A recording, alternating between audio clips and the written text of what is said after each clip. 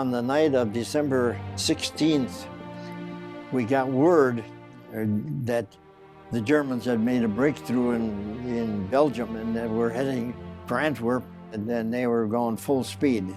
They called General Gavin, who was the 82nd Airborne Division commander, and said, you're now the Corps commander because General Ridgway, the Corps commander, is in the States for Christmas. Everybody was celebrating the holidays, and so the Germans caught us by surprise. And they broke through our lines in the Ardennes area where we had new troops. And their objective was to seize Antwerp, a port which they could use, and at the same time would divide the British and US forces and give them a stronger position from which they could negotiate some kind of a settlement. We were demanding unconditional surrender, but they felt that if they could achieve a victory and control something, that they could then salvage something out of it, because I think they realized they weren't going to win the war. We went into Belgium completely unprepared for winter weather and for what we were to face. And again, we spent 62 days in combat. And we either went in to try and find the Germans to stop them, their forward advances, and once we did that, to push them back, which we did.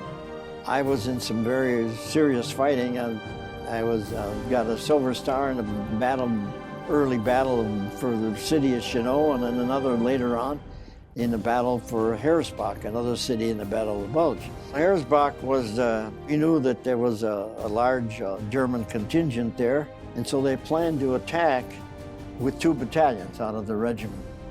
My battalion, the 3rd Battalion, and the 2nd Battalion from the south.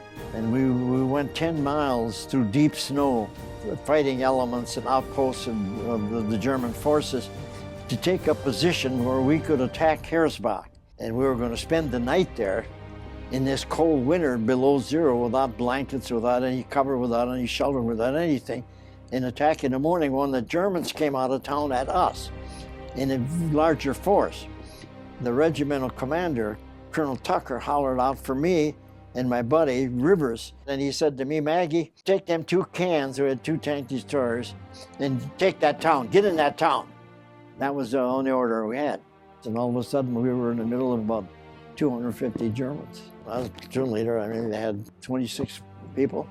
And my other buddy, with the other platoon following me, they had about the same. And we opened fire on them. The Germans panicked, and we just unloaded on them. A tank comes out of from the side road and starts firing at us with a machine gun. And I was leading the element of the attack, and the men all took for cover. And I, as a platoon leader, then instinctively, and I say instinctively because we'd already been in combat almost 2 years. There was nothing by the book anymore.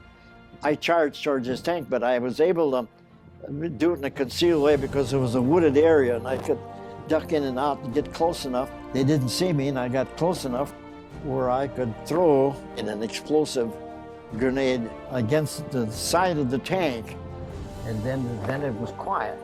And so I came back and they said, okay, now let's take this town. And we did.